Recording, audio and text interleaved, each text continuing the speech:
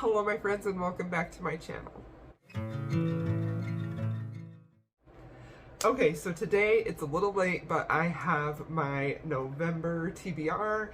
I haven't been filming TBRs recently because I've been like in such a weird reading mood that I just like the thought of having like reading homework sort of makes me feel like absolutely not. No. So this TBR is a little bit different because these are physical books that I have, all of them are, that I really want to get to before the end of the year, so let's go ahead and get into it. And the first book that I want to recommend, or that I want to talk about, not recommend, this isn't a recommendation video.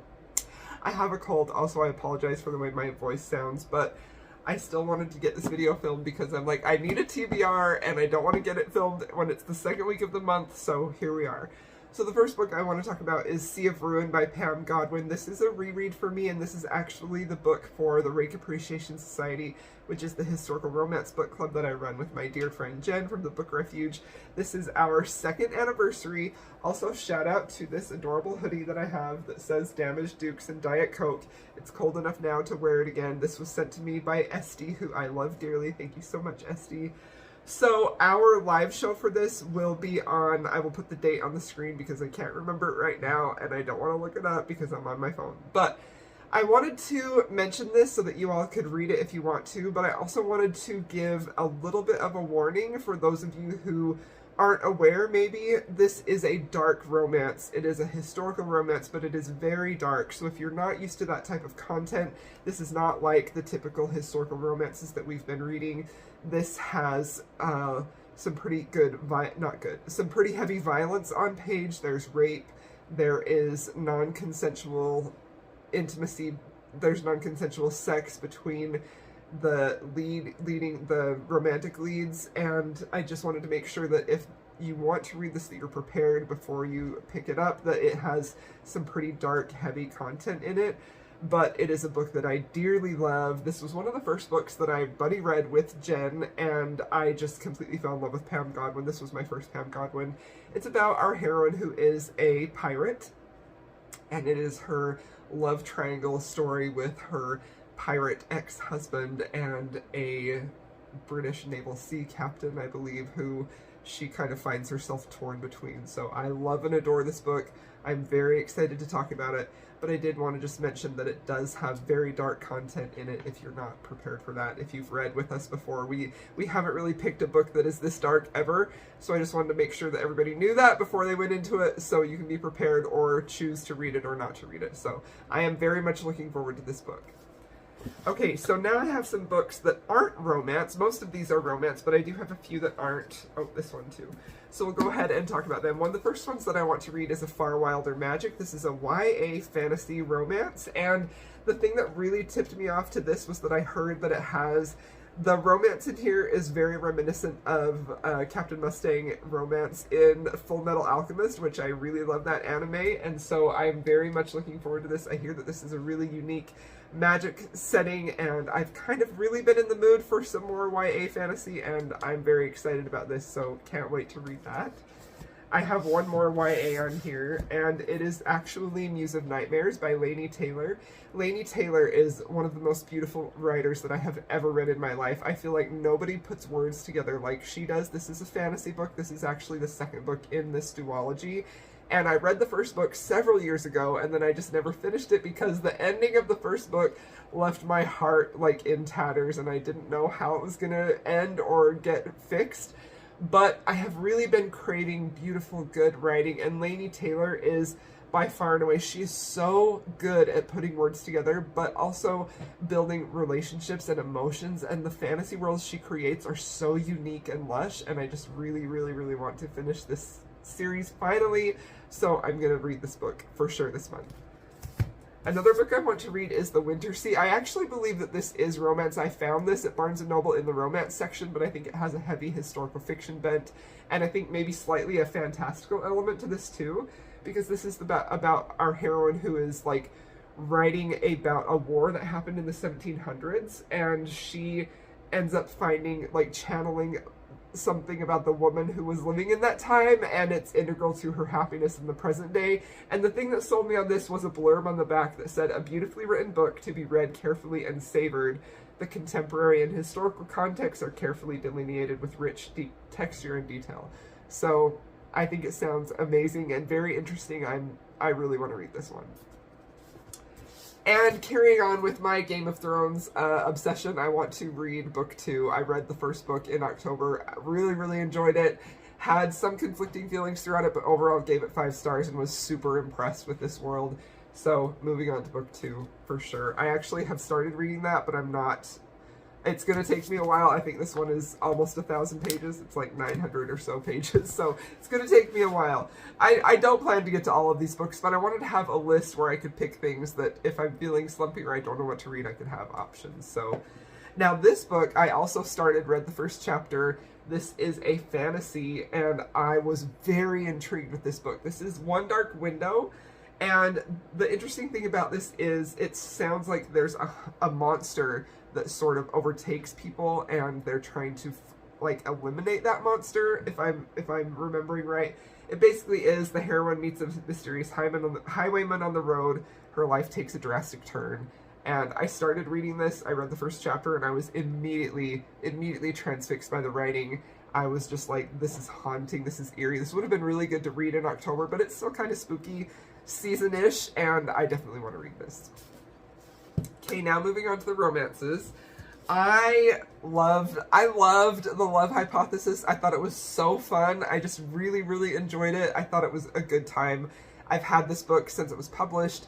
I've heard maybe not so great things, and that's kind of made me not want to read it, but I loved Ali Hazelwood's writing. I thought she did a great job with The Love Hypothesis. It wasn't like groundbreaking, maybe it wasn't worth all of the hype, but I personally really enjoyed it, and I can't wait to read the second book. I don't really know what this is about other than it's women in STEM, and I'm excited to just have a good time reading, because that's how I felt when I read The Love Hypothesis.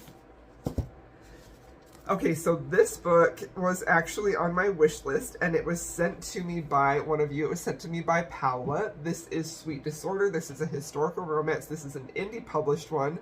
This one is intriguing to me because the heroine is actually a widow. She's a newspaperman's widow, and she's vowed never to marry again. She gets involved in the election that's happening at that time, and she has to marry so that her husband can count in that election, and the man that she has to marry in this marriage of convenience, like, he needs to marry her so that he can have his vote count so his brother could win the election. Anyway, it sounds unique and interesting, and I want to try more indie historical romance authors, so definitely want to read this one. Thank you very much for sending that to me, by the way.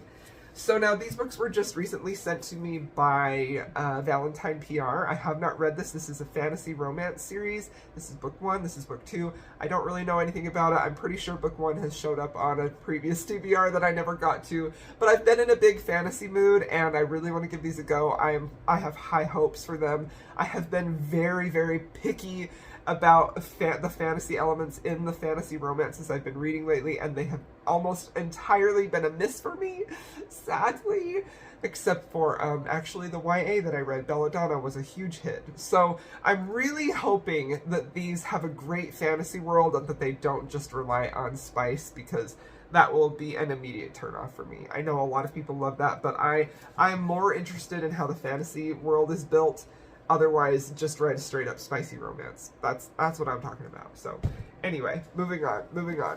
Okay, now this beautiful book is Candy Steiner's book, Make Me Hate You. So this is obviously like, I believe it's an enemies to lovers type of thing. I think that there's been like something that tore them apart and they get sent back together. It's going to be angsty. This book was sent to me by Bell Bookbox. I think it's a really pretty new edition, and it's actually been in my KU library for a while, and they just sent me this physical edition, so I thought that I would read it. I think it's really beautiful. I love Bell Bookbox editions. I think they have some pretty unique covers in there that are really fun. Okay, now the next book I want to read is The Tea Rose. This book was actually picked for me by one of you. I had a video at the beginning of the year where I picked 12 books my subscribers were going to pick for me, and I have not kept up with the vlogs on those, but I want to get back to that, so I definitely want to read this one for sure. And I've heard nothing but good things about this, that it's a really beautiful, epic, sweeping romance, and I'm here for that. So I'm going to read this one. Hopefully I will vlog it. I know I said I wasn't going to vlog in November, so I will definitely be talking about that in maybe a weekly wrap-up or something like that if I don't end up vlogging.